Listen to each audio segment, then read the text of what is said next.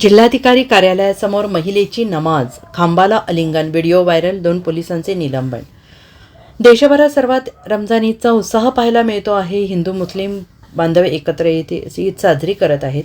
मुस्लिम बांधवांना ईदच्या शुभेच्छा देत सामाजिक सलोखा जपला जातो आहे. तर देशभरातील मुस्लिम बांधव ईदगाह आणि मस्जिदमध्ये जाऊन ईदची नमाज अदा करत आहेत. मात्र उत्तर प्रदेशच्या हमीरपूरमधील एका महिलेने जिल्हाधिकारी कार्यालयासमोर नमाज अदा केल्याचा फोटो व्हायरल होतो आहे. तेथील जिल्हाधिकारी कार्यालयासमोर एका महिलेने ईदची नमाज अदा केली. तसेच कार्यालयातील खांबाला गळा भेट दिल्याचं व्हिडिओ दिसून येत आहे.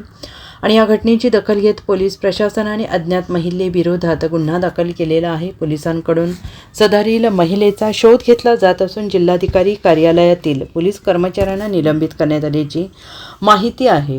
हमीरपूर येथील जिल्हाधिकारी कार्यालयाच्या दारावर महिलेकडून नमाज पठण केलं जात असल्याचा व्हिडिओ समोर येतो आहे. यामध्ये महिला कार्यालयासमोर नमाज अदा करते, त्यानंतर येथील एका खांबाला आलिंगन देऊन मनातील भाव व्यक्त करत असल्याचं दिसून येते.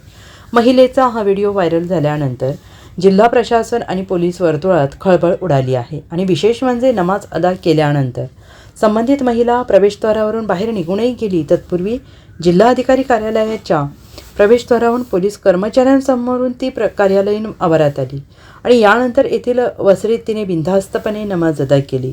सर्व अधिकारी कर्मचाऱ्यांच्या उपस्थितीत हा प्रकार घडल्याने आश्चर्य व्यक्त होत आहे. या घटनेचा व्हिडिओ सोशल मीडियावर व्हायरल होत झाल्यानंतर सगळ्यांना या घटनेचं गांभीर्य लक्षात आलं आहे. त्यानंतर महिलेची शोधाशोध सुरू आहे. Bureau report SBN Marathi, Varanasi.